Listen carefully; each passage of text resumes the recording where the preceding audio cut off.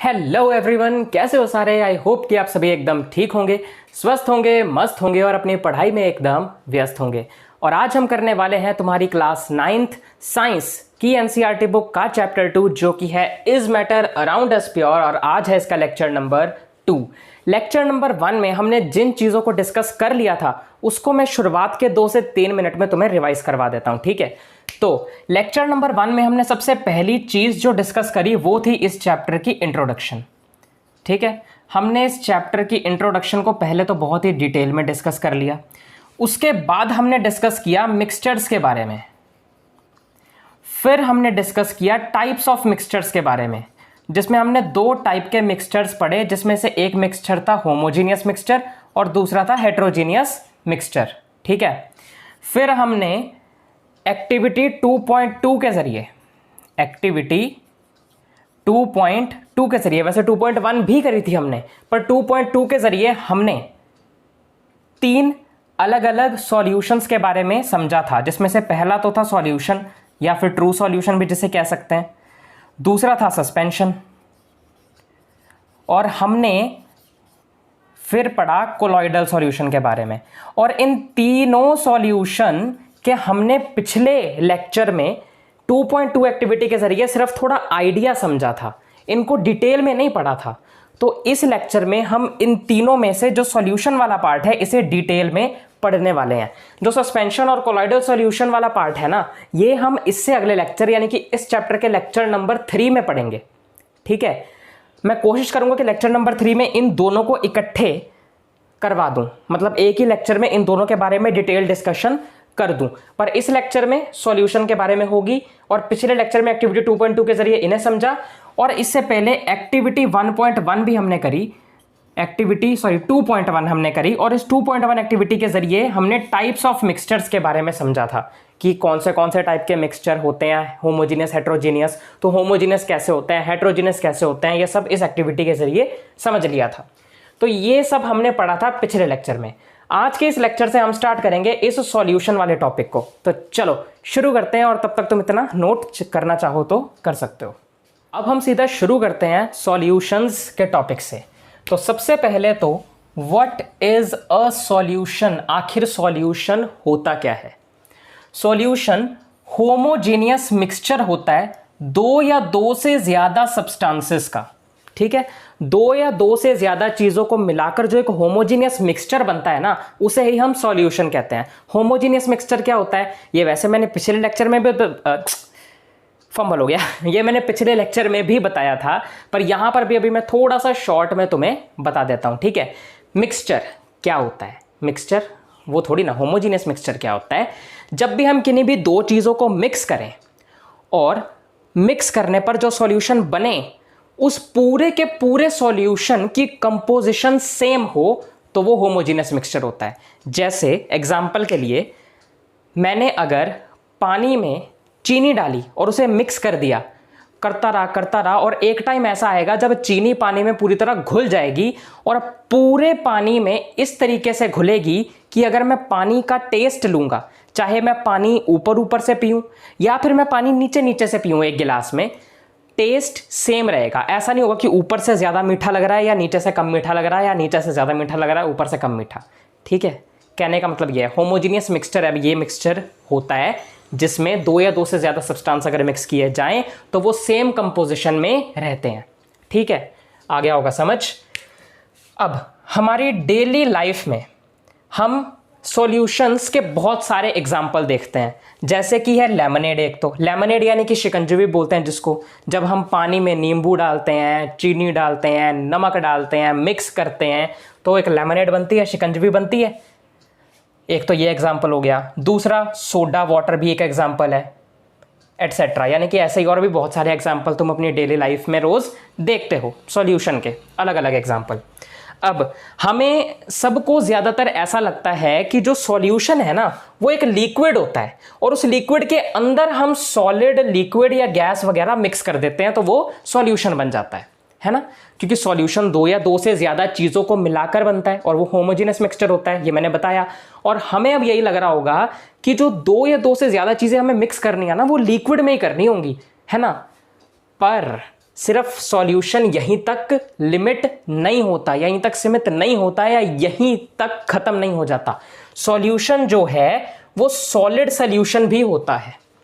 जब दो सॉलिड आपस में मिलके कुछ बनाते हैं, जब जैसे लिक्विड के अंदर अगर मैं कुछ भी और लिक्विड डालूंगा तो वो कोई एक नई चीज बनेगी जिसका कुछ ना कुछ नाम होगा।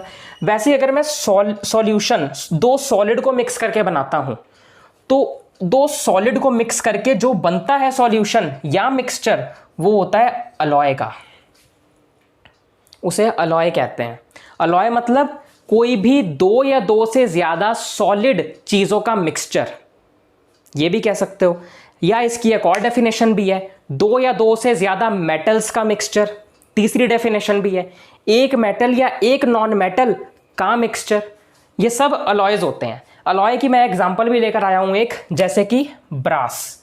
ब्रास अलॉय की एक एग्जांपल है। ब्रास दो मेन मेटल्स से मिलकर बनता है, एक होता है जिंक और एक होता है कॉपर। तो ब्रास एक एग्जांपल है अलॉय की जो कि दो सॉलिड चीजों से मिलकर बना है। एक सॉलिड चीज जिंक है और दूसरी कॉपर है, ठीक है। अब अगर मैं तुमसे कहूं कि कोई भी सॉल्यूशन जो है वो होमोजीनियस है, तो मेरे कहने का मतलब ये है कि वो सॉल्यूशन होमोजीनियस है। होमोजेनिटी का मतलब है होमोजीनियस ही होता है, सेम ही चीज है, होमोजेनिटी भी लिखते हैं। तो इसका मतलब कि वो होमोजीनियस है या उसकी होमोजेनिटी है एट पार्टिकल लेवल। अगर मैं तुमसे कहता हूं कि कोई भी सॉल्यूशन होमोजीनियस है तो इसका मतलब है कि वो अपने पार्टिकल लेवल पे होमोजीनियस है, यानी उसके पार्टिकल्स एक दूसरे में इतनी अच्छे से घुल मिल जाते हैं कि पूरी सॉल्यूशन की कंपोजिशन सेम हो जाती है, ठीक है।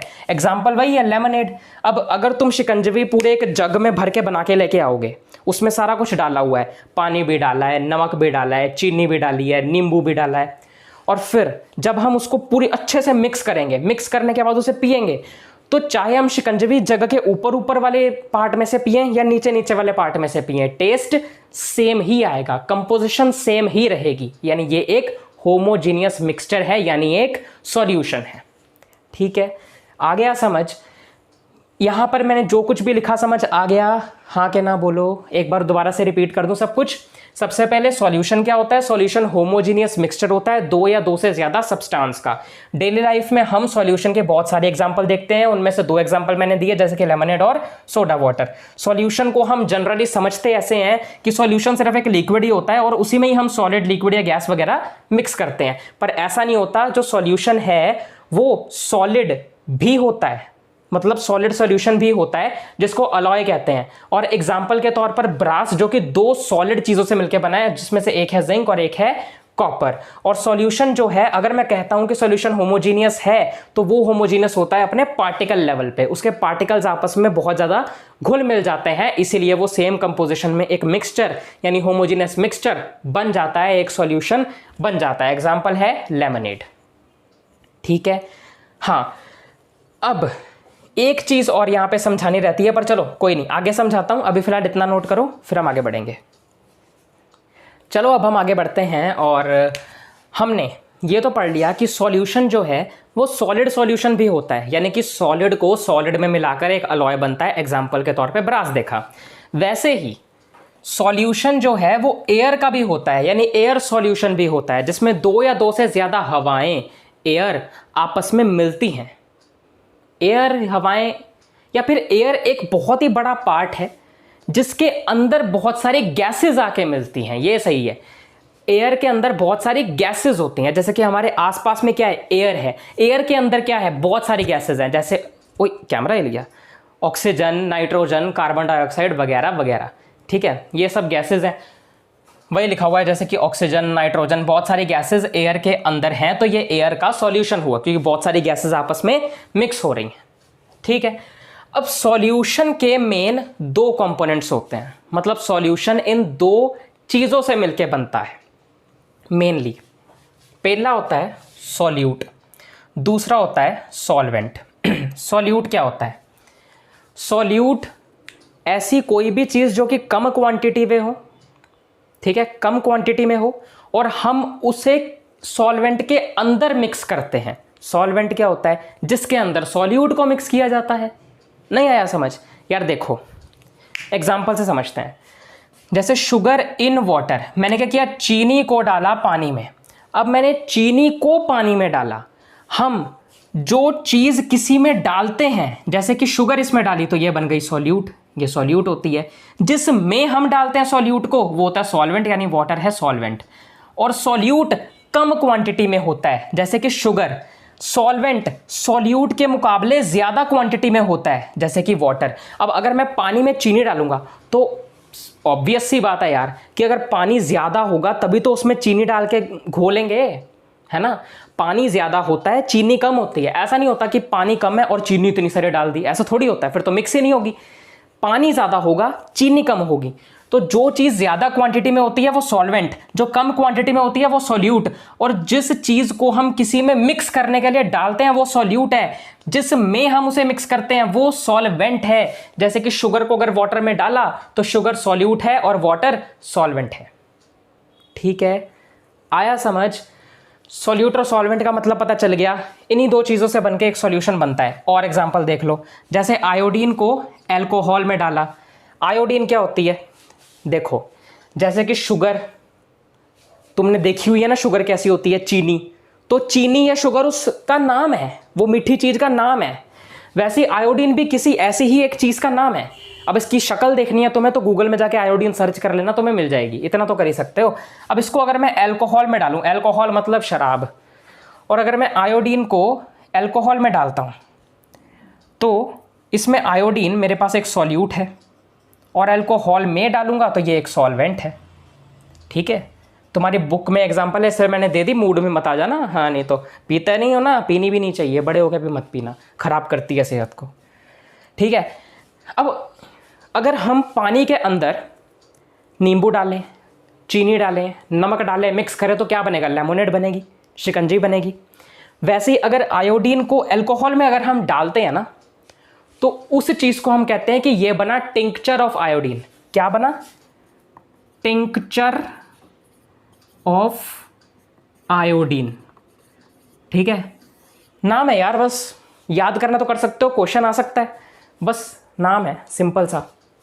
जैसे शिकंजवी, शिकंजी, लेमोनेड, नाम है, काफ़ी तरह चीज़ों को मिक्स करके जो बना है। वैसे आयोडीन को अल्कोहल में मिक्स किया, टिंक्चर ऑफ आयोडीन बनता है, सीधी सी बात है।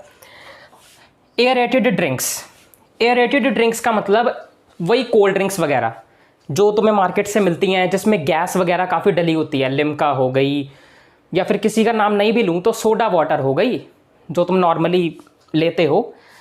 तो उसमें गैसेस वगैरह मिक्स होती हैं कि नहीं होती हैं, है ना।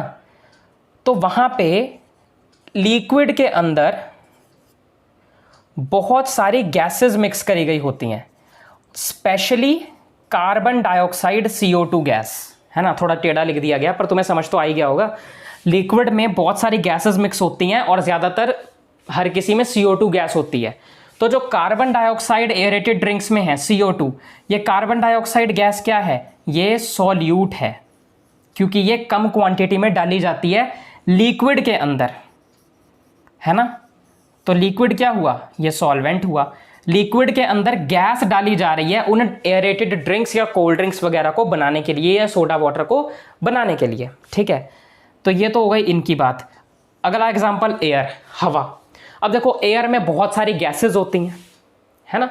एयर में बहुत सारी गैसेस होती हैं, और गैसेस जो है मेन, जो एयर में दो तरीके की गैसेस होती हैं मेन।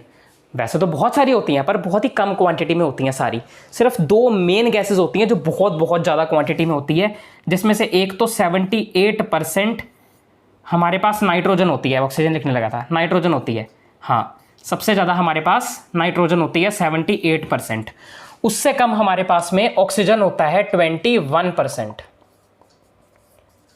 ठीक है, ये दो मेन गैसेस होती हैं जो बहुत ज़्यादा होती हैं। बाकी 78 और 21 कितना हुआ? 99%। तो सर बाकी का बचा हुआ 1% कौन सी गैस है? बहुत सारी हैं। उस 1% में बहुत सारी गैसेस आती हैं, जैसे कार्बन डाइऑक्साइड वगैरह वगैरह, बहुत ज़्यादा है। तो ये तुम्हें समझ आ गया होगा अभी तक मैंने क्या कराया। मैंने सबसे पहले तुम्हें कहा कि सॉल्यूशन हमने पहले इतना तक पढ़ लिया कि सॉल्यूशन जो है वो सॉलिड का भी होता है, जिसमें सॉलिड में सॉलिड मिक्स करें अलॉय बनेगा ना। और फिर अलॉय की हमने एग्जांपल देखी, ब्रास जो कि जिंक और कॉपर से मिलकर बनता है। अलॉय की एक और प्रॉपर्टी है जो शायद मैंने बताई नहीं, वो ये है कि जैसे कि कोई भी अलॉय होता है ना, जैसे कि ब्रास ही समझ लो जो जिंक और कॉपर से मिलकर बना है, मैं कुछ भी कर लूँ, कोई भी फिजिकल या सिंपल सी प्रोसेस कर लूँ, उससे वो जो जिंक और कॉपर है वो अलग अलग नहीं होंगे। जैसे कि अगर अब एक अलॉय बन गया ब्रास जिसमें जिंक और कॉपर है, अब मैं उसमें से कोई भी सिंपल फिजिकल प्रोसेस करके देख लूं, यानी उनको अलग करने की कोई भी प्रोसेस या कोशिश करके देख लूं सिंपल वाली, तो वो दोनों अलग नहीं होने वाले। ऐसा नहीं है कि जिंक और कॉपर ब्रास में से अलग अलग हो जाएंगे कुछ भी प्रोसेस करने पर। बहुत ज़्यादा कोई महान बंदा होगा, कॉम्प्लेक्स कोई रिएक्शन करके कर लेगा, पर सिंपल प्रोसेस से तो नहीं होने वाले वो अलग। ये भी एक प्रॉपर्टी होती है जिसको हम कहते हैं सिंपल फिजिकल प्रोसेस से वो सेपरेट नहीं होते। पूछा जा सकता है, इसलिए मैंने बता दिया। उसके अलावा सॉल्यूशन, एयर सॉल्यूशन भी होता है जिसमें कई सारी गैसेस होती हैं, ऑक्सीजन, नाइट्रोजन वगैरह। सॉल्यूशन के मेन 2 कंपोनेंट होते हैं, मेन 2 पार्ट्स होते हैं जिनसे मिलकर सॉल्यूशन बना होता है, जिसमें से एक होता है सॉल्यूट, एक होता है सॉल्वेंट। एग्जाम्पल के तौर पर अगर शुगर को वाटर में डाला तो शुगर वाटर वेंट है, यानी कि जो चीज़ हम किसी में डाल रहे हैं वो सॉल्यूट है, जिसमें किसी चीज़ को डाल रहे हैं वो सॉल्वेंट है। तुम्हें पेपर में, एग्जाम में, टेस्ट में, स्कूल में इसकी डेफिनेशन पूछी जा सकती है। What do you mean bye solute, define solute, या फिर what is the definition of solute या सॉल्वेंट, दोनों से। तो सॉल्यूट की डेफिनेशन क्या होगी? The component of the solution, ध्यान से सुनना, the component of the solution in which the other components can be dissolved is solvent। ये solvent की बोली मैंने। अब solute की सुनो। the component of the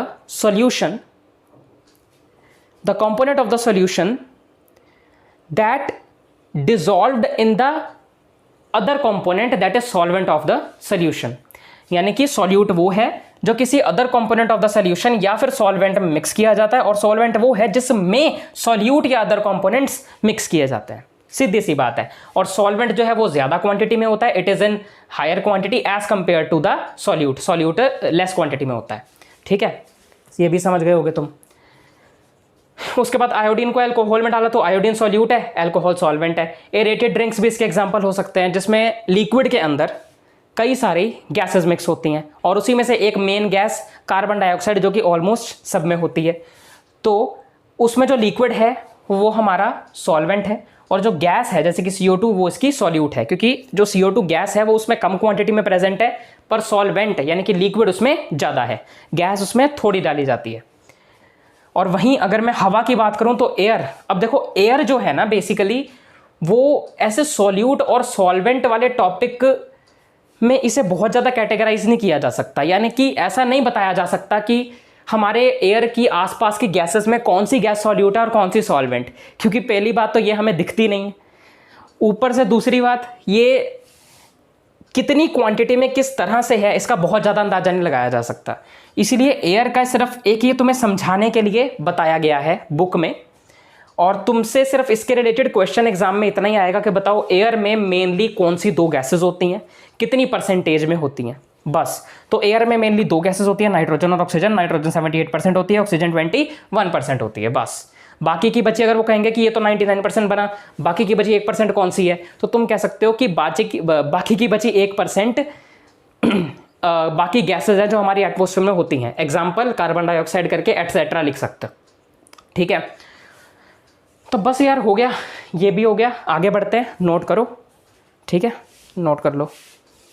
चलो अब हम आगे बढ़ते हैं और करते हैं properties of a solution. Solution की क्या क्या प्रॉपर्टीज हैं अब हम उन्हें पढ़ने वाले हैं। प्रॉपर्टीज क्या होती हैं? जैसे अगर तुम एक अच्छे बच्चे हो, क्लास में टॉप करते हो, सारा दिन पढ़ते हो और बहुत ही अच्छे मार्क्स लेकर आते हो, तो तुम्हारी प्रॉपर्टीज क्या हो सकती हैं? कि तुम इंटेलिजेंट हो, तुम डिसिप्लिन्ड हो, तुम टाइम टू टाइम अपना सारा काम करते हो, ये तुम्हारी प्रॉपर्टीज है। वैसे सॉल्यूशन क्या है ये तो हमने पढ़ लिया, अब हम पढ़ेंगे कि सॉल्यूशन की प्रॉपर्टीज क्या हैं, उसकी विशेषताएं क्या हैं, ठीक है। तो सबसे पहली प्रॉपर्टी तो यही है कि सॉल्यूशन जो है ये होमोजीनियस मिक्सचर होता है, ठीक है। होमोजेनियस मिक्सचर क्या होता है वो मैं ऑलरेडी बता चुका हूं, किन्हीं भी दो चीजों को मिक्स करो, जो मिक्सचर बनेगा अगर वो सेम कंपोजिशन में हुआ तो वो होमोजेनियस मिक्सचर होगा। तो सॉल्यूशन वही होता है। दूसरी चीज, सॉल्यूशन में जो पार्टिकल्स होते हैं वो बहुत ही छोटे होते हैं और इतने ज्यादा छोटे होते हैं कि उन्हें नेकेड आई से देखा नहीं जा सकता। नेकेड आई मतलब इंसानों की ये जो आंख होती है ना, जो मेरी आंख है, जो तुम्हारी आंख है, इसे नेकेड आई ही कहते हैं। ठीक है, तो हम अपनी आंखों से इन पार्टिकल्स को किसी भी सॉल्यूशन के अंदर देख नहीं सकते, बहुत छोटे होते हैं ये। ठीक है, अगला जो मतलब अगली जो इनकी प्रॉपर्टी है, अगली विशेषता है वो ये है कि इन पार्टिकल्स के बहुत ज़्यादा छोटे होने की वजह से क्या होता है कि बीम ऑफ लाइट अगर इस पर डाली जाए, यानी अगर तुम ऐसे समझ लो बीम ऑफ लाइट को कि तुम्हारे पास, तुमने कांच के गिलास में एक सॉल्यूशन बना के रखा शुगर और वाटर का, मतलब वाटर में तुमने शुगर डाल दी, एक सॉल्यूशन बना दिया, एक कांच के गिलास में उसे डाला और रख दिया, और तुमने एक बीम ऑफ लाइट पास करी, यानी कि एक टॉर्च ऐसे जलाई, या फिर तुम कहो तो लेजर लाइट उसमें से पास करी, तो क्या होगा कि पार्टिकल्स बहुत ज़्यादा छोटे होने की वजह से वो उस लाइट की जो बीम आ रही है, वो जो लाइट आ रही है, उसे स्कैटर नहीं कर पाएगा, फैला नहीं पाएगा लाइट को, क्योंकि पार्टिकल बहुत छोटे हैं तो वो उस लाइट को फैला नहीं पाएंगे, जिस वजह से लाइट का जो पाथ होगा, लाइट का जाने का जो रास्ता होगा उस सॉल्यूशन में से, वो हमें विजिबल नहीं होगा, यानी कि नहीं दिखाई देगा।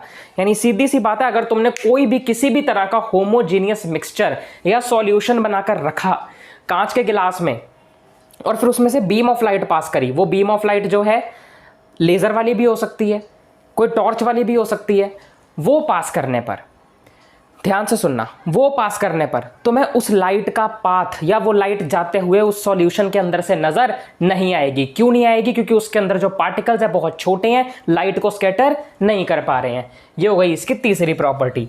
इसकी चौथी प्रॉपर्टी होती है कि जो सॉल्यूट के पार्टिकल्स होते हैं ना इस सॉल्यूशन के अंदर, अब सॉल्यूट क्या होता है, सॉल्वेंट क्या होता है पता है ना, मैंने बताया था, सॉल्यूट जो कम क्वांटिटी में होता है, सॉल्वेंट जो ज्यादा क्वांटिटी में होता है, सॉल्वेंट जिसमें सॉल्यूट को डाला जाता है ना, तो वो सॉल्यूट पार्टिकल जो कम क्वांटिटी में हमने सॉल्वेंट के अंदर डाला है और एक सॉल्यूशन बनाया है, उस पूरे सॉल्यूशन में जो सॉल्यूट वाले पार्टिकल हैं उनको सॉल्यूशन में से अलग या सेपरेट नहीं किया जा सकता है फिल्ट्रेशन के मेथड के द्वारा। फिल्ट्रेशन का मेथड कौन सा होता है? अब देखो, अगर घर में तुम्हारे मम्मा चाय बनाएंगे तो चाय बनाने के बाद वो एक चाय की छन्नी लेते हैं ना, जिसमें वो चाय डालते हैं, पत्ती अलग हो जाती है और चाय अलग हो जाती है ना। तो ये फिल्ट्रेशन का प्रोसेस ही होता है जिसमें हम किसी भी सॉल्वेंट के अंदर में से किसी सॉल्यूट को अलग करके बाहर निकाल लेते हैं या सॉल्वेंट को अलग कर लेते हैं। जैसे चाय पत्ती में सॉल्यूट क्या था, वो चाय पत्ती काले वाली, और उसमें सॉल्वेंट क्या था, वो चाय।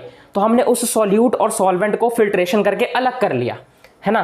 पर जो ये वाला सॉल्यूशन जिसकी हम बात कर रहे हैं, एग्जाम्पल जैसे हमने लिया, कौन सा वाला, शुगर वाटर में डालने वाला, ये एग्जाम्पल अगर हमने लिया जो कि एक होमोजीनियस मिक्सचर है, तो उसमें फिल्ट्रेशन के द्वारा इन चीज़ों को अलग नहीं किया जा सकता।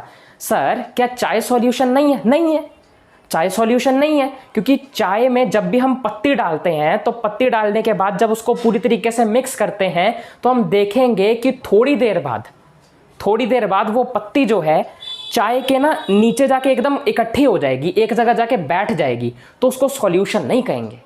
सॉल्यूशन वो होता है जब दो या दो से ज़्यादा चीज़ों को मिक्स करने के बाद वो कुछ देर अगर हम उन्हें ऐसे ही छोड़ दें तो वो चीज़ें उस सॉल्यूशन में या उस लिक्विड में नीचे जाकर इकट्ठी ना हो। तुमने भी कई बार चाय पीते हुए देखा होगा ना कि चाय जब खत्म होने वाली होती है, कप के नीचे थोड़ी थोड़ी पत्ती रह जाती है, जो कई लोग बीच में ही छोड़ देते हैं, मैं भी छोड़ देता हूँ वैसे। तो वो सॉल्यूशन इसीलिए नहीं होता, सॉल्यूशन की प्रॉपर्टी ऐसी नहीं होती। यहाँ पर लिखी भी हुई है, देखो, अगर हम सॉल्यूशन को कुछ देर के लिए अनडिस्टर्ब्ड छोड़ दें, यानी कि सॉल्यूशन बना के उसको कुछ देर के लिए ऐसी साइड में छोड़ दें, कुछ भी ना करें उसका, तो उसके जो पार्टिकल्स बोल रहा हूं, उसमें जो सॉल्यूट पार्टिकल होते हैं, जो सॉल्यूट होता है वो नीचे सेटल डाउन नहीं होता। क्रॉस लगा हुआ है आगे, सेटल डाउन नहीं होता। सेटल डाउन मतलब नीचे इकट्ठा नहीं होता। इसका मतलब कि सॉल्यूशन होता है हमारा स्टेबल। अगर नीचे इकट्ठा हो जाता तो वो है अनस्टेबल, यानी कि ये स्टेबल होता है। और फिल्ट्रेशन करके हम सॉल्यूशन में से सॉल्यूट के पार्टिकल को अलग नहीं कर सकते। जैसे अगर वही एग्जांपल ले लो, शुगर पानी में डाली, फिल्ट्रेशन कर दो, उसको छान दो, फिल्ट्रेशन करने के बाद क्या चीनी अलग हो जाती है, पानी अलग हो जाता है? नहीं, नहीं होता। पानी में एक बार चीनी घुल गई तो घुल गई, अब नहीं अलग होनी।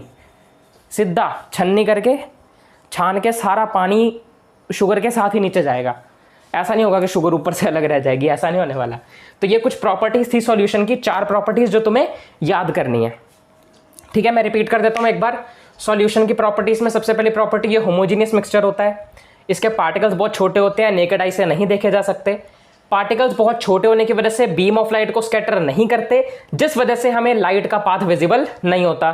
चौथी, सॉल्यूट के जो पार्टिकल्स हैं उन्हें फिल्ट्रेशन के द्वारा सेपरेट नहीं किया जा सकता सॉल्यूशन में से, और सॉल्यूशन को कुछ देर के लिए अनडिस्टर्ब्ड अगर हमने छोड़ दिया तो उसके सॉल्यूट पार्टिकल नीचे सेटल डाउन नहीं होने वाले। यानी कि वो सॉल्यूशन क्या होता है हमारा, मतलब ये सॉल्यूशन हमारा क्या होता है, स्टेबल होता है। ठीक है, नोट कर लो, आगे बढ़ते हैं। अब हम करेंगे कंसंट्रेशन ऑफ अ सॉल्यूशन। ये कंसंट्रेशन क्या होती है सर? सॉल्यूशन की कंसंट्रेशन के बारे में अब हम पढ़ेंगे, पर कंसंट्रेशन क्या होती है बताऊंगा, सब बताऊंगा। पर इस कंसंट्रेशन वाले वर्ड को समझने के लिए तुम्हें पहले कुछ बातें और समझनी पड़ेंगी। सबसे पहले तो एक्टिविटी 2.2 में मैंने तुम्हें बताया था। अब सर आपने ये कब बताया? इसी चैप्टर का ये लेक्चर नंबर 2 है भैया जी, लेक्चर नंबर 1 भी बन चुका है, उसमें बताया था। पर चलो अगर तुमने वो नहीं भी देखा तो भी कोई बात नहीं, इस वीडियो के बाद जाके देख लेना, मैं तुम्हें थोड़ा सा आइडिया दे दूंगा कि इस एक्टिविटी में क्या था। तो एक्टिविटी 2.2 इसमें ना हमने देखा था कि हमने ना ग्रुप बनाए थे कुछ। तो चलो मैं पहले तुम्हें बता ही देता हूँ क्या था इसमें। एक्टिविटी 2.2 में ना, वैसे मैं तुम्हें सारी नहीं बताऊंगा, पर ये चीज़ समझने के लिए जितनी ज़रूरी है उतना बता दूंगा थोड़ा। एक्टिविटी 2.2 में हमने क्या पढ़ा था कि हमने एक क्लास के ना कुछ ग्रुप्स बनाए थे। उनमें से 2 ग्रुप्स थे, ग्रुप ए और ग्रुप बी। ठीक है, तो हमने क्या किया था कि ग्रुप ए को एक बीकर दिया था और उसमें हमने डाला 50 ml वाटर। ग्रुप बी को भी हमने वही सेम बीकर दिया जिसमें सेम इतना ही वाटर डाला 50 ml। ए को हमने फिर एक स्पैचुला या कहूं तो एक चम्मच कॉपर सल्फेट पाउडर का दे दिया। वो पाउडर ब्लू से कलर का होता है, वो हमने उन्हें दे दिया 1 चम्मच, और वो उन्होंने अपने पानी में डाला और उसे घोल दिया। तो पानी मतलब पूरे पानी का जो कलर है वो ब्लू कलर का हो गया और वो पानी बन गया एक सॉल्यूशन। यानी एक ऐसा होमोजीनियस मिक्सचर जिसमें कंपोजिशन पूरे वाटर में सेम है, यानी कि पूरे वाटर का कलर ब्लू हो गया है। ऐसा नहीं है कि ऊपर ऊपर ब्लू हुआ, नीचे नीचे ट्रांसपेरेंट या वाटर जैसा, ऐसा नहीं है। पूरे वाटर का कलर ब्लू हो गया, पर थोड़ा सा लाइट ब्लू कलर रहा। फिर उसके बाद ग्रुप बी के पानी में हमने ऐसा ही कॉपर सल्फेट पाउडर डाला, पर उनमें 1 चम्मच नहीं 2 चम्मच, यानी कि 2 स्पैचुला। साइंस की भाषा में ना, मतलब स्पैचुला एक्चुअली में चम्मच नहीं होता, पर चम्मच जैसा ही होता है। ठीक है, जैसे मतलब चम्मच में पाउडर वगैरह लेके समझ लो, तुम चम्मच ही समझ लो। 2 चम्मच लेके हमने कॉपर सल्फेट पाउडर उसमें डाल दिया। ठीक है, पाउडर उसमें 2 चम्मच डाले तो हुआ क्या कि इस बार जो कलर ग्रुप बी के सॉल्यूशन में आया वो थोड़ा डार्क ब्लू कलर था ए वाले से अगर कंपेयर करें तो यहां पे हमें ये डिफरेंस देखने को मिला शेड में, क्योंकि सॉल्यूट ग्रुप ए वालों ने ज्यादा डाला जो कि कॉपर सल्फेट पाउडर है। सॉल्वेंट इसमें वाटर है, सॉल्यूट इसमें कॉपर सल्फेट पाउडर है। सॉल्यूट ए वालों ने कम डाला, बी वालों ने ज्यादा डाला। तो जितना ज्यादा सॉल्यूट उतना ज्यादा कलर, उतना ज्यादा शेड। ये चीज अब याद रखना। एक्टिविटी 2.2 में हमने पढ़ा कि ग्रुप ए और ग्रुप बी को डिफरेंट शेड्स मिले थे सॉल्यूशन के।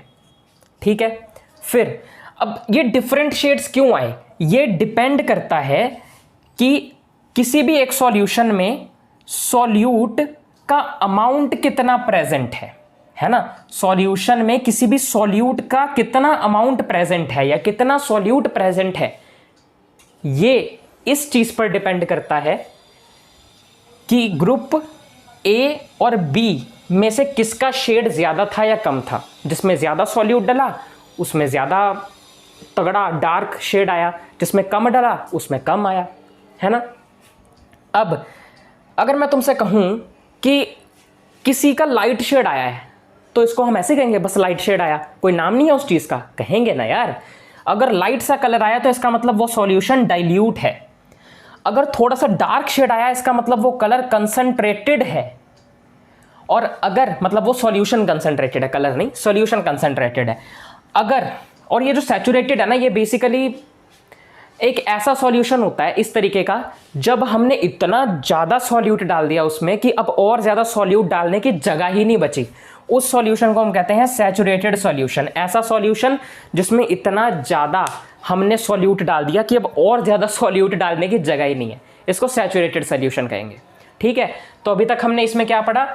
तो कंसंट्रेशन पता चल गया ना क्या होता है। कंसंट्रेशन ऑफ सॉल्यूशन होता है कि सॉल्यूशन के अंदर कोई भी चीज़ कितनी है या कितनी मात्रा में है, कितने अमाउंट में है, क्या उसकी कंसंट्रेशन है देखने में। कंसंट्रेशन का मतलब यार शायद तुम ना अभी मेरे चीज़ों को पकड़ नहीं पा रहे हो। कंसंट्रेशन का मतलब है कि किसी भी सॉल्यूशन में वो कितना डार्क हमें दिखाई दे रहा है।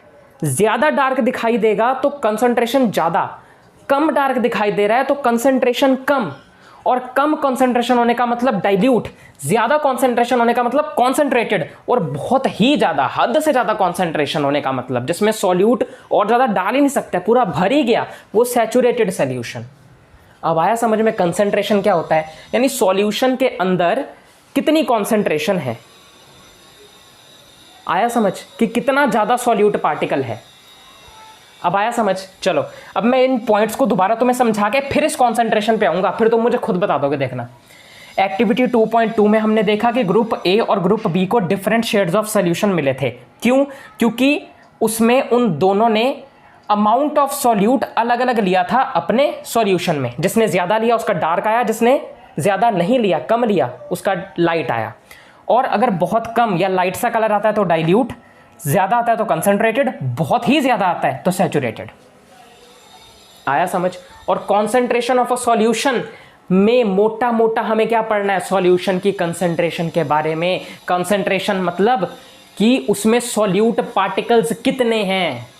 किसी भी सॉल्यूशन की कंसंट्रेशन ज़्यादा तब होगी जब उसमें सॉल्यूट पार्टिकल ज़्यादा होंगे। अगर उसमें सॉल्यूट पार्टिकल कम तो उसकी कंसंट्रेशन भी कम। आया समझ। और दो चीज़ें और जानने वाली हैं कि ये जो डाइल्यूट वर्ड है और ये जो कंसंट्रेटेड वर्ड है, ये एक दूसरे के कंपैरेटिव टर्म्स हैं। कंपैरेटिव टर्म्स हैं। सर कंपैरेटिव टर्म्स क्या होता है? ऐसी टर्म्स जो एक दूसरे से कंपेयर की जा सकती हैं या जो एक दूसरे के उल्टी हैं। डाइल्यूट मतलब लाइट सा कलर, कंसंट्रेटेड बहुत ज़्यादा डार्क कलर, यानी डाइल्यूट मतलब सॉल्यूट के पार्टिकल्स की अमाउंट या मात्रा कम, कंसंट्रेटेड मतलब सॉल्यूट के पार्टिकल्स का अमाउंट ज़्यादा। आया समझ। कंपैरेटिव टर्म्स का मतलब एकदम उल्टे टर्म्स। और जो इसका मतलब कि ग्रुप ए जिसका सॉल्यूशन थोड़ा लाइट आया था, ये था डाइल्यूट वाला, इसके कंपैरिजन में ये वाला ज़्यादा डाइल्यूटेड था। ठीक है, आ गया समझ। अब हम करेंगे एक्टिविटी 2.3 तुम्हारी एनसीईआरटी बुक की। ठीक है, चलो नोट कर लो इसको। मैं साइड हो जाता हूँ। अरे स्टूल साइड हो जा। चलो अब हम शुरू करते हैं एक्टिविटी 2.3। तुम्हारी एनसीईआरटी बुक की ही है, यहाँ पर लिखी भी आ रही होगी। तो एक्टिविटी 2.3 क्या है, चलो देखते हैं, शुरू करते हैं। Take approximately 50 ml of water each in 2 separate beakers. पहला पॉइंट है कि हमें 2 अलग अलग बीकर लेने हैं। समझ लो ये मैंने पहला बीकर ले लिया और एक ये मैंने दूसरा बीकर ले लिया, और दोनों में 50 ml पानी भरना है। ठीक है, इसमें भी मैंने भरा 50 ml वाटर और इसमें भी मैंने भरा 50 ml वाटर। ठीक है, नेक्स्ट पॉइंट क्या है? Add salt in 1 beaker. चलो इतना करते हैं, एक बीकर में सॉल्ट ऐड करना है। ये मैंने लिया सॉल्ट, ये क्या सॉल्ट, ये मैंने कर दिया ऐड। अबे सॉल्ट सुसु कर रहा है, हाँ मजाक नहीं, सॉरी। सर आप बड़े मजाक किया कर रहे हो यार। ठीक है यार। एंड शुगर और barium chloride in the second beaker with continuous stirring. यानी बेरियम क्लोराइड या शुगर यानी कि चीनी या बेरियम क्लोराइड में से कोई भी एक चीज़ सेकंड वाले बीकर में डाल दो, कोई भी एक चीज़। तो मैं क्या करता हूँ, मैं शुगर डाल देता हूँ, क्योंकि बेरियम क्लोराइड क्या होता है यार, ये एक केमिकल ही है, एक, मैं अब क्या बताऊँ तुम्हें, तुम ना गूगल में जाके बेरियम क्लोराइड सर्च करना, तुम्हें पता चल जाएगा कि ये कैसा दिखता है। ठीक है, वैसे बेरियम क्लोराइड क्या होता है ये तुम्हें जानना जरूरी भी नहीं है और तुमसे पूछा भी नहीं जाने वाला। तो हम बेरियम क्लोराइड की जगह शुगर ही डाल देते हैं इसमें, क्योंकि उन्होंने कहा है कि बेरियम क्लोराइड या शुगर में से कोई भी एक चीज डाल सकते हैं, तो मैं दूसरे में शुगर डाल देता हूं। अब शुगर भी करेगा। ठीक है, अरे सर ये क्या हो गया, ये तो फाट हो गया। अरे ओके यार, कोई बात नहीं। With continuous stirring, continuous stirring का मतलब होता है कि शुगर और सॉल्ट डालने के बाद क्या करो, इसको ना हिलाते रहो, मिक्स करते रहो। कंटिन्यूस स्टरिंग मतलब हिलाते रहो। तो मैं इसमें डाल देता हूं एक रॉड, ग्लास रॉड, उससे हम यहाँ से इसको स्टर कर रहे हैं और इसको भी यहाँ से हम ऐसे स्टर कर रहे हैं, हम इसको भी घुमा रहे हैं। ठीक है, इसको मिक्स कर रहे हैं साथ साथ में।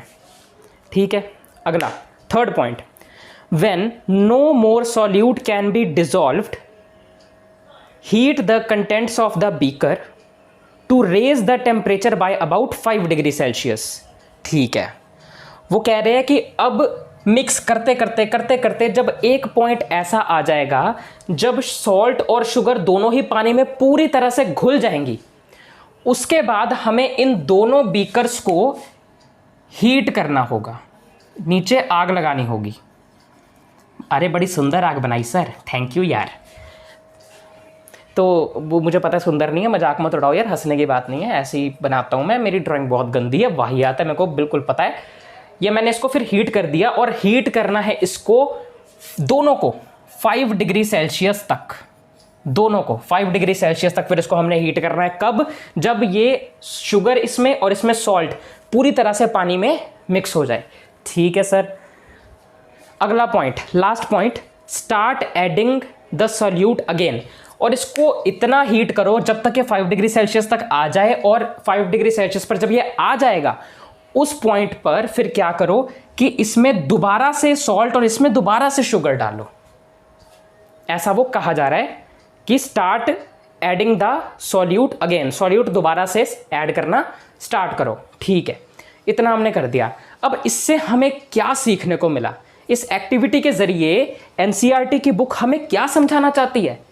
वो ये समझाना चाहते हैं यार कि सेम टेम्परेचर पर भी अलग अलग सॉल्यूशन में सॉल्यूट की क्वांटिटी या अमाउंट अलग अलग हो सकती है, क्योंकि अब 5 डिग्री सेल्सियस पर ही हैं ये दोनों। पर तुम क्या देखोगे इसको हीट करने के बाद, तुम ना इसमें एक चीज़ नोटिस करोगे, एक चीज़ देखोगे कि इन दोनों में सॉल्ट और शुगर की जो मतलब ये जो सॉल्यूट है, इनकी क्वांटिटीज, इनके अमाउंट अलग अलग हो जाएंगे, सेम नहीं रहेंगे। ये पता चलता है हमें यहाँ से। तो सर इससे क्या फ़ायदा हुआ जान के? सेम नहीं रहेंगे तो क्या हुआ? अरे भाई, इससे हमें ये जानने को मिला कि अलग अलग सॉल्यूशन के सेम टेम्परेचर पर भी अगर हम रख देंगे ना, यानी अलग अलग सॉल्यूशन को अगर किसी सेम टेम्परेचर पर भी रख देंगे ना, और सेम अमाउंट ऑफ सॉल्यूट हमने पहले डाला होगा ना, तो बाद में वो सॉल्यूट का जो अमाउंट है वो अलग हो सकता है भाई, जरूरी नहीं है कि सेम रहे। आया समझ? अलग अलग सॉल्यूशन सेम टेम्परेचर पर रखेंगे तो उनके सॉल्यूट के अमाउंट डिफरेंट हो सकते हैं, जरूरी नहीं कि सेम रहें। ठीक है, अब इसी चीज के ऊपर हम थोड़ा सा और आगे डिस्कशन करते हैं। ये थी तुम्हारी एक्टिविटी 1.3। अब हम बढ़ेंगे आगे। कुछ नोट करना हो तो कर सकते हो, वैसे इसमें क्या ही नोट करना होगा। अब हम करेंगे 2 ऐसी इंपॉर्टेंट टर्म्स जिसके ऊपर क्वेश्चन आने के चांसेस बहुत ज़्यादा हैं। पहला क्वेश्चन तो जो इसमें से सबसे ज़्यादा आ सकता है वो यही है, define saturated solution. What do you mean by saturated solution, या what is a saturated solution? तो उसके लिए डेफिनेशन तुम लिख कर आओगे। वैसे सैचुरेटेड सॉल्यूशन क्या होता है मैं तुम्हें पहले ही बता चुका हूँ, एक ऐसा सॉल्यूशन जिसमें इतना ज़्यादा सॉल्यूट का मतलब सॉल्यूट के पार्टिकल्स का अमाउंट हो कि और ज़्यादा सॉल्यूट के पार्टिकल्स अब नहीं डल सकते। ठीक है, बहुत ज़्यादा सॉल्यूट से पूरा सॉल्यूशन ही भर दिया है। तो किसी भी एक पर्टिकुलर टेम्परेचर पर, यानी किसी भी एक फिक्स टेम्परेचर पर, यानी ऐसे टेम्परेचर जो कि चेंज नहीं हो रहा, उसी एक टेम्परेचर पर जो हमें दिया हुआ है, हम जितना सॉल्यूट, एज मच सॉल्यूट, जितना सॉल्यूट डाल सकते हैं किसी भी एक सॉल्यूशन में as much solute as it is capable, यानी जितना भी सॉल्यूट डालना कैपेबल है, जितना भी सॉल्यूट हम डाल सकते हैं एक सॉल्यूशन में एक पर्टिकुलर टेम्परेचर में, वो सारा उतना उस सॉल्यूशन में डाल देंगे तो उस सॉल्यूशन को सैचुरेटेड सॉल्यूशन कहेंगे। यानी उसमें सॉल्यूट बहुत ही ज़्यादा होगा, इतना ज़्यादा कि अब और ज़्यादा सॉल्यूट डालने की जगह ही नहीं बचेगी। ये हो गई सैचुरेटेड सॉल्यूशन की डेफिनेशन। दूसरी डेफिनेशन जो कि सबसे ज़्यादा इंपॉर्टेंट है, जो कि पूछी जा सकती है, वो है सॉल्युबिलिटी की। सॉल्युबिलिटी की ये क्या है? सॉल्यूट कितने अमाउंट में प्रेजेंट है किसी भी एक सैचुरेटेड सॉल्यूशन में, इसको हम कहेंगे, मतलब किसी भी एक पर्टिकुलर टेम्परेचर पे, उसे हम कहते हैं उस सॉल्यूशन की सॉल्युबिलिटी। ठीक है, किसी भी सॉल्यूशन की सॉल्युबिलिटी कितनी होती है? जितना उसमें सॉल्यूट प्रेजेंट है उस पर डिपेंड करता है कि उसकी सॉल्युबिलिटी कितनी होगी एट अ पर्टिकुलर टेम्परेचर। यानी सीधी सी बात है समझने वाली, अगर किसी भी एक चीज़ में सॉल्यूट ज़्यादा है तो उसकी जो सॉल्युबिलिटी है वो ज़्यादा होगी, सॉल्यूट कम है तो सॉल्युबिलिटी कम होगी। और वही सैचुरेटेड सॉल्यूशन में जितना अमाउंट ऑफ सॉल्यूट होता है एट अ पर्टिकुलर टेम्परेचर, उसे उसकी सॉल्युबिलिटी कहते हैं यार, मतलब उसकी सॉल्युबिलिटी सीधी सी बात है ज़्यादा होती है। ठीक है, बाकी अगर तुमसे पूछा जाए व्हाट इज सॉल्युबिलिटी, डेफिनेशन तो यही है, सॉल्यूट जितना सैचुरेटेड सॉल्यूशन में प्रेजेंट होता है एट अ पर्टिकुलर टेम्परेचर, उसे सॉल्युबिलिटी कहते हैं। The amount of solute present in a saturated solution at this temperature यानी ये वाला temperature, particular temperature, is called its solubility. खुश हो? ठीक है, नोट कर लो, आगे बढ़ते हैं। कंसंट्रेशन ऑफ सॉल्यूशन के टॉपिक में थोड़ा सा और आगे बढ़ते हैं। अब एक और इम्पॉर्टेंट टर्म है जो तुमसे पूछी जा सकती है एग्जाम में, जो कि है अनसैचुरेटेड सॉल्यूशन। क्या होता है, इसे डिफाइन करो, या ये होता क्या है? सीधी सी बात, तो ये क्या होता है? जब भी हमारे पास किसी भी सॉल्यूशन में सॉल्यूट का अमाउंट सैचुरेशन लेवल से कम हो तो हम कहते हैं कि वो अनसैचुरेटेड सॉल्यूशन है। अब सैचुरेशन लेवल क्या होता है? सैचुरेशन क्या होता है पहले ये बताओ। सैचुरेशन का मतलब ये होता है कि सॉल्यूशन में इतना ज़्यादा सॉल्यूट है कि अब और ज़्यादा सॉल्यूट डालने की जगह नहीं बची। पर सैचुरेशन लेवल यही है कि सॉल्यूशन का एक ऐसा लेवल, सॉल्यूशन की ऐसी हालत जब उसमें और ज़्यादा सॉल्यूट डालने की जगह ना बचे, ये होता है सैचुरेशन लेवल।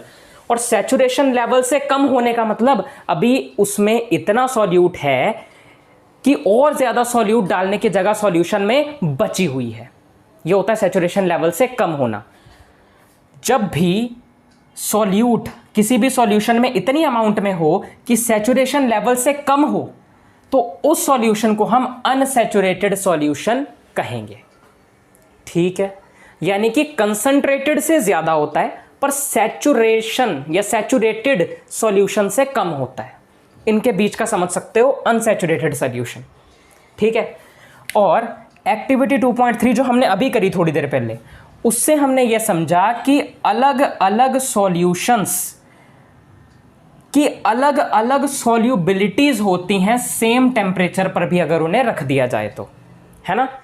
अलग अलग सॉल्युबिलिटीज होने का मतलब कि सेम टेम्परेचर पर भी अलग अलग सॉल्यूशन में अलग अलग अमाउंट ऑफ सॉल्यूट होता है। ये हमने एक्टिविटी 2.3 से बहुत ही डिटेल में समझ लिया है। आगे बढ़ते हैं। तो अभी तक तुमने जितना भी पढ़ लिया उतने से तुम इतना अंदाजा तो लगा सकते हो कि आखिर अब कंसंट्रेशन ऑफ सॉल्यूशन का डिटेल मतलब क्या है। क्या मतलब है इसका कि किसी भी सॉल्यूशन में कितना अमाउंट ऑफ सॉल्यूट है, कितना सॉल्यूट है, वो उसकी सॉल्यूशन की कंसंट्रेशन है।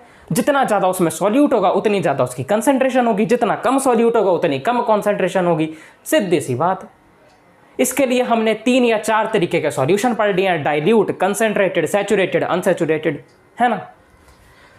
रिपीट कर देता हूं दोबारा ये सब चीज़ें। और इसके बाद कंसंट्रेशन ऑफ सॉल्यूशन को दिखाने के लिए कुछ मेथड्स होते हैं, है ना।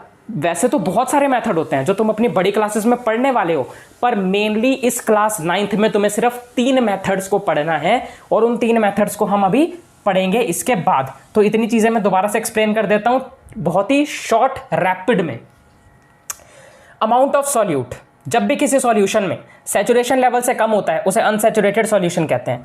एक्टिविटी 2.3 में हमने देखा कि डिफरेंट सॉल्यूशन की डिफरेंट सॉल्युबिलिटीज होती है सेम टेम्परेचर पर। तो कंसंट्रेशन ऑफ सॉल्यूशन का मीनिंग क्या होता है? अमाउंट ऑफ सॉल्यूट उस सॉल्यूशन में कितना है, ज्यादा हुआ तो कंसंट्रेशन ज्यादा, कम हुआ तो कंसंट्रेशन कम। चलो नोट करो, आगे बढ़ते हैं, फिर कंसंट्रेशन ऑफ सॉल्यूशन को दिखाने के 3 मेथड्स को डिस्कस करते हैं। चलो अब हम कंसंट्रेशन को एक्सप्रेस करने के लिए 3 मेथड्स को जानेंगे, ठीक है। तो यहां उसमें से 2 मेथड यहां पे लिखे हुए हैं। सबसे पहला मेथड है मास by mass percentage of a solution, ठीक है। तो ये जो मेथड है ना, मोटा मोटा कहूं तो ये सिर्फ ना फॉर्मूलाज हैं, जैसे मैथमेटिक्स में होते हैं ना, मैथ्स में होते हैं, वैसे फॉर्मूलाज हैं ये 3। और इन 3 फॉर्मूलाज का यूज करके ना तुम्हें इस कॉन्सेंट्रेशन के रिलेटेड वाले सवालों को सॉल्व करना होगा, या फिर कॉन्सेंट्रेशन ऑफ सॉल्यूशन वाले सवालों को सॉल्व करना होगा, उसका आंसर निकालना होगा इन 3 फॉर्मूलाज का यूज करके। यहां 2 लिखे हैं, तीसरा भी करवाऊंगा, तो उनका यूज करके निकालना है। और टेंशन मत लो, फॉर्मूलाज तुम्हें समझाने के बाद एक क्वेश्चन भी सॉल्व करके दिखाऊंगा तुम्हें मैं, ठीक है। टेंशन मत लो, सब कुछ होगा। तो सबसे पहले मास by mass percentage of solution का फॉर्मूला। अब देखो इसमें ना समझाने जैसा कुछ है नहीं। सॉल्यूट क्या होता है वो भी मैं तुम्हें समझा चुका हूं, सॉल्यूशन क्या होता है वो भी मैं तुम्हें समझा चुका हूं। और अब इसमें सीधा सा फॉर्मूला है जो तुम्हें सिर्फ याद करना है, जैसे मैथमेटिक्स में फॉर्मूलाज याद करते हो ना, वही करना पड़ेगा। सबसे पहला formula mass by mass percentage of a solution का, जिसमें ऊपर आएगा mass of solute divided by mass of solution into 100। Solute का भार सॉल्यूशन का भार इनटू 100। सर हमें कैसे पता सॉल्यूट का मास कितना है, सॉल्यूशन का मास कितना है? अरे क्वेश्चन में दिया होगा भाई, तुम्हें क्वेश्चन में सब दिया होगा, सिर्फ इनकी जगह पे रख के कैलकुलेशन करनी है, ठीक है। तो सबसे पहला formula mass of solute upon mass of solution into 100, mass by mass percentage का। दूसरा mass by volume percentage of a solution का formula, mass by volume percentage of solution का फॉर्मूला, जिसमें आएगा mass of solute divided by volume of solution into 100। ये रहा दूसरा formula. तीसरा फॉर्मूला मैं तुम्हें करवाता हूं, इतना ना तुम नोट करो। चलो ये नोट करो, फिर मैं फर्स्ट वाला इरेज करके ना तुम्हें थर्ड वाला फॉर्मूला लिखवाऊंगा। चलो मैं 5 तक गिनूंगा फिर इरेज कर दूंगा, ठीक है। नोट कर लो, वीडियो पॉज कर लो। 1 2 3 4 5। चलो हो गया। चलो चलो चलो चलो इरेज कर दो भाई, इरेज कर दो।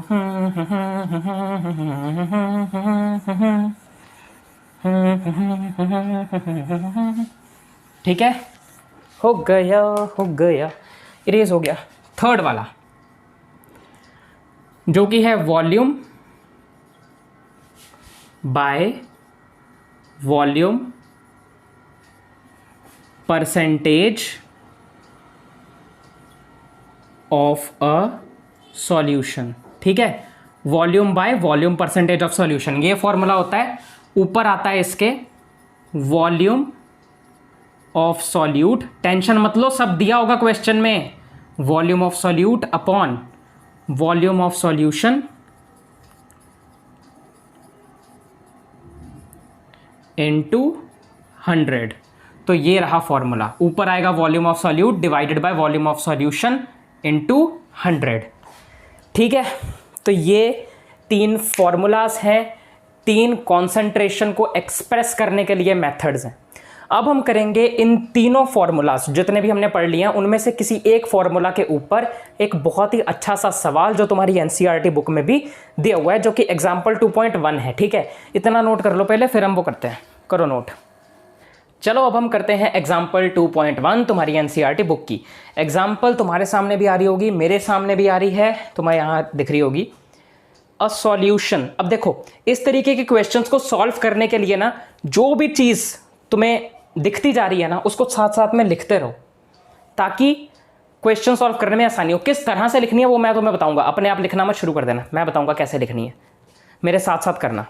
मतलब पहले मैं करूंगा, फिर वीडियो पॉज करके खुद ट्राई करना। पहले मैं करूंगा, मुझे सिर्फ देखो अभी। A solution contains 40 gram of common salt. बादल कड़के हैं ओ भाई साहब, तुम्हें भी शायद कैमरा में आवाज़ आई होगी, बहुत ज़्यादा तेज़ आवाज़ आई है, शायद कहीं बिजली गिरी है। ओ भाई बस डर लग गया। A solution contains 40 gram of common salt. एक सॉल्यूशन है जिसमें 40 ग्राम कॉमन सॉल्ट है, जिसमें या तो 40 ग्राम नमक है, सॉल्यूशन में 40 ग्राम नमक है, और इन 320 gram of water, 320 gram water में, 320 ग्राम वाटर में 40 ग्राम सॉल्ट है, तो इसमें कम कौन है? सॉल्ट। ज्यादा कौन है? वाटर। तो सॉल्वेंट कौन हुआ? वाटर। सॉल्यूट कौन हुआ? सॉल्ट। तो यहां पर हमारे पास मास ऑफ सॉल्यूट दिया हुआ है ना, और इसमें सॉल्यूट क्या है? सॉल्ट। और ये कितना दिया है? 40 ग्राम। सर आपको कैसे पता मास दिया है? आपको कैसे पता मास दिया है? ये वॉल्यूम भी तो हो सकता था। अरे यार, मास का मतलब होता है भार, है ना, और भार तुम जब अपना नापते हो मशीन पर भी तो किस में होता है? किलोग्राम में होता है, कई जगह पर ग्राम में होता है ना। तो ये भार नापने की चीज़ होती है। जैसे अगर तुम कहीं पर पनीर लेने जाते हो, 250 ग्राम पनीर होता है ना, क्योंकि वो उसका भार नापते हैं, उसका मास नापते हैं, तो वो भार ग्राम या किलोग्राम में होगा। सीधी सी बात है, ग्राम में है, इसका मतलब मास है। समझते नहीं हो यार? सॉल्यूट। और हमें क्या दिया हुआ है? हमें मास ऑफ सॉल्वेंट दिया है। हमें कैसे पता चला कि वाटर सॉल्वेंट है और सॉल्ट सॉल्यूट है? सॉल्ट कम क्वांटिटी में था, सिर्फ 40 ग्राम, इसलिए सॉल्यूट। वाटर ज्यादा क्वांटिटी में है ना। सॉल्वेंट मतलब वाटर ज्यादा क्वांटिटी में है, इसका मतलब सॉल्वेंट। कितना था ये? 320 ग्राम। हाँ, 320 ग्राम। ठीक है, अब पता चल रहा साथ साथ कैसे नोट करना है, इस तरीके से। फिर calculate the concentration in terms of mass by mass percentage of a solution. तो उनने बोला ना, हमें अब कॉन्सेंट्रेशन निकालनी है मास बाय मास परसेंटेज वाला फॉर्मूला लगाकर। क्या था मास बाय मास परसेंटेज का formula? Mass by mass percentage का फॉर्मूला था मास of solute divided by mass of solution into 100। Sir solute तो दिया है, सॉल्यूशन नहीं दिया सर, अब क्या करें? अरे मेरे को एक बात बताओ मेरे बेटे भोले, मेरी बात सुन, मेरे को एक बात बता, सॉल्यूशन कैसे बनता है? दो चीजों से मिलके बनता है, एक सॉल्यूट और एक सॉल्वेंट, है ना। अब अगर सॉल्यूशन इन दो चीजों से मिलके बनता है तो जो सॉल्यूशन का मास होगा, जो मास ऑफ सॉल्यूशन होगा, वो क्या होगा? वो सॉल्यूट और सॉल्वेंट के मास को ऐड करके प्लस करके आएगा। यानी मास ऑफ सॉल्यूशन क्या होता है? मास of solute plus mass of solvent. Mass of solute कितना है? 40, प्लस मास ऑफ सॉल्वेंट कितना है? 320। तो इन दोनों को ऐड करके सॉल्यूशन का मास आ जाएगा। 320 और 40 कितना हुआ? 360। अब ऐड करना तो आता होगा ना, कि वो भी सिखाऊं? 320 प्लस 40, 0 0 0, 4 और 2 6, और ये आ गया 360। इतना तो तुम्हें पता होगा ना यार, क्यों बेइज्जती करा रहे हो अपनी? 360 ग्राम यार। ठीक है, तो इस चीज़ को मैं इरेज कर दूं कि मास ऑफ सॉल्यूशन कैसे आया? मास of solution mass of solute और सॉल्वेंट को ऐड करके आता है। पता चल गया? कर दूं? चल, ये इरेज कर दिया। अब हम क्या करेंगे? मास ऑफ सॉल्यूट की जगह पे सॉल्यूट का मास रख देंगे। कितना है? 40 divided by solution, mass of solution की जगह मास ऑफ सॉल्यूशन रख देंगे। कितना आया था? 360 ग्राम। अब मैं चाहूं या तुम चाहो तो मास ऑफ सॉल्यूशन जो है ना, किसी एक जगह पर ना, यहां पर मास ऑफ सॉल्यूशन करके इक्वल टू लिख के, मास of solute plus mass of solvent करके 40 प्लस 320 करके 360 ग्राम इक्वल टू करके लिख सकते हो। और तुम्हें लिखना भी चाहिए, बस क्या मेरे पास ना जगह नहीं है इसीलिए, वरना मैं भी वो लिखे रहने देता, इरेज नहीं करता, क्योंकि वो लिखना जरूरी है और तुम्हें भी एग्जाम में लिखना पड़ेगा अपने नोटबुक में। तुम्हारे पास बहुत जगह होगी, मेरे पास कम है। अब मल्टीप्लाई बाय 100, ठीक है। 40 मास of solute divided bye solution का मास 360 आया था, मल्टीप्लाई बाय 100। अब हम इसे सॉल्व करेंगे। कैसे करेंगे? सबसे पहले तो एक 0 से 0 कैंसल, 4 9 जा 36। कितना बच गया? कितना बच गया? ये वाला 100 बच गया और ये नीचे 9 बच गया। 100 डिवाइडेड बाय 9 बचा, तो मास बाय मास परसेंटेज को मैं ऐसे लिख देता हूं, m बाय m परसेंटेज। ठीक है, ये बराबर आएगा। तुम्हें एग्जाम में ये मत लिखना तुम्हें पूरा लिखना पड़ेगा ऐसे, mass by mass percentage is equal to mass of solute upon mass of solution into 100 और ऐसे, ठीक है। मैं यहाँ पे शॉर्ट में लिख रहा हूँ मास बाय मास परसेंटेज, क्योंकि मेरे पास इतनी जगह नहीं है, तुम्हारे सामने ही है यार, यहाँ मैं क्या लिखूंगा। ऐसे तुम्हें यहाँ पे मास by mass percentage of a solution फिर इक्वल टू करके ये फिर नीचे ये करना है, ठीक है। उसके नीचे मास ऑफ सॉल्यूशन यहाँ पे निकाल लेना, पहले 100 डिवाइडेड बाय 9 करना है, यहीं पे कर देता हूँ। किन्हीं भी ऐसी चीज़ों को डिवाइड करने के लिए क्या करना होता है, जो न्यूमरेटर में होता है ऊपर की साइड में, उसको हम डिवाइड करते हुए रखते हैं अंदर, और जो नीचे होता है उसे डिवाइड करते हुए रखते हैं बाहर, यानी डिनोमिनेटर डिवाइजर बन जाता है, न्यूमरेटर डिविडेंड बन जाता है। अब बस डिवाइड कर देंगे, 9 1 जा 9, 10 में से 9 गए 1, ये 0 आ गया नीचे, फिर दोबारा से 9 1 जा 9, 10 में से 9 गए 1। अब यहाँ पे कोई और 0 है नहीं, पर मुझे तो चाहिए क्योंकि मेरा अभी रिमाइंडर आया नहीं है, तो इसीलिए मैं यहाँ पर एक 0 लगाऊंगा और यहाँ पर एक पॉइंट लगा दूंगा, क्योंकि यहाँ पर एक पॉइंट या डेसिमल लगाने पर हम यहाँ से एक और 0 लगा सकते हैं। अरे ये क्या कर दिया, यहाँ तक ना, हाँ 10। अब फिर से वही आ गया, 9 1 जा 9, फिर से 1 आ गया। तो अब तुम्हें इसमें और ज़्यादा आगे बढ़ने की ज़रूरत नहीं है, क्योंकि तुम्हें पता ही है कि 11.1 के बाद आगे 1 1 1 1 1 1 1 1 आता ही रहना है, इसलिए इतना कुछ करने की ज़रूरत नहीं है। अगर तुम्हें पता सेम ही आना है तो बस इतना लिख दो 11.1 और इसके बाद ब्रैकेट में तुम लिख दो अप्रॉक्स, फिर आगे एक डॉट लगा दो बस। अप्रॉक्स लिखने से क्या होता है कि अगर तुम्हारा आंसर सही वाले आंसर के आसपास भी है ना, तो भी वो टीचर सही कर देता है, गलत नहीं होता वो। तो ये अप्रॉक्स लिखने का फायदा है। पर अगर जैसे 11.1 इसका आंसर है और 17 लिख के तुम ब्रैकेट में अप्रॉक्स लिख रहे हो, फिर सही नहीं होगा। 17 कहाँ, 11 कहाँ, 6 का डिफरेंस है, इतना बड़ा डिफरेंस थोड़ी ना होता है। तो यार ये लो तुम्हारी मास बाय मास परसेंटेज का आंसर आ गया, जो कि है 11.1, ठीक है। और 11.1% आएगा, 11.1% आएगा, क्योंकि परसेंटेज निकालनी है ना, ठीक है। तो ये भी हो गया एग्जाम्पल। और इसी के साथ हमने सॉल्यूशन को बहुत ही डिटेल में डिस्कस कर लिया। अगले लेक्चर में मैं पूरी कोशिश करूंगा कि सस्पेंशन और कोलॉइडल सॉल्यूशन दोनों को इकट्ठे एक ही वीडियो में अच्छे से ख़त्म कर दूं, ठीक है। उसे हम नेक्स्ट लेक्चर में करेंगे, और हो सका तो उसके आगे भी थोड़ा करेंगे, नहीं तो फिर लेक्चर्स और तो आने ही हैं इस चैप्टर के। मैं कोशिश करूंगा कम से कम लेक्चर में इस पूरे चैप्टर को फिनिश करवा दिया जाए, कंप्लीट करवा दिया जाए। इस वीडियो को ख़त्म करने से पहले कुछ बातें तुम्हें बता देता हूँ।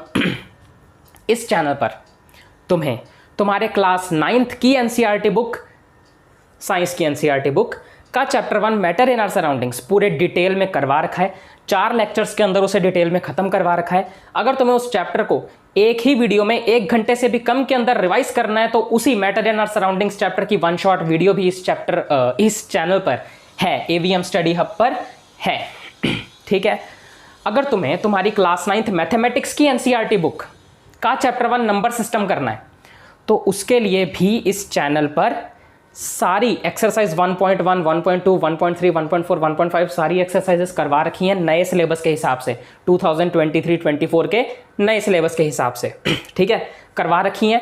और तो और उन एक्सरसाइज में यूज़ होने वाले सारे कॉन्सेप्ट्स तुम्हें लेक्चर्स में करवा रखे हैं, यानी उस नंबर सिस्टम वाले चैप्टर के लेक्चर्स अलग हैं, एक्सरसाइजेस की वीडियोस अलग हैं, ठीक है।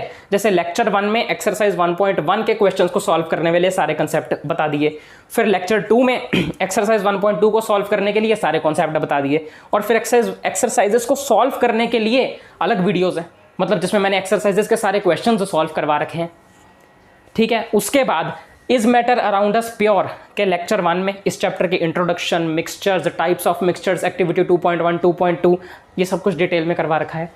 आज सॉल्यूशन को, 2.3 एक्टिविटी को, कंसंट्रेशन ऑफ सॉल्यूशन को और उसको एक्सप्रेस करने के 3 फॉर्मूलाज और उसके ऊपर बेस्ड एक क्वेश्चन भी इसमें करवा दिया है। अगले लेक्चर में कोलॉइडल सॉल्यूशन और सस्पेंशन पर बात करेंगे। अगर वीडियो अच्छी लगी हो तो वीडियो को लाइक कर देना, शेयर कर देना से ज़्यादा स्टूडेंट्स के साथ, ज़्यादा से ज़्यादा अपने फ्रेंड्स के साथ, क्योंकि ये क्लास 9th के लिए बहुत ही बेनिफिशियल होने वाला है। नीचे आप एक अच्छा सा कमेंट कर देना। कोई भी अगर फीडबैक हो तो वो भी दे सकते हो, कुछ भी कमेंट करना चाहो कर दो यार, बस अच्छा सा कमेंट करना। कोई फीडबैक दे देना हो तो, मैंने अभी पहले वैसे वही कहा है, मैं पागल ही हो गया हूँ, इतना पढ़ा के दिमाग का दही हो गया है।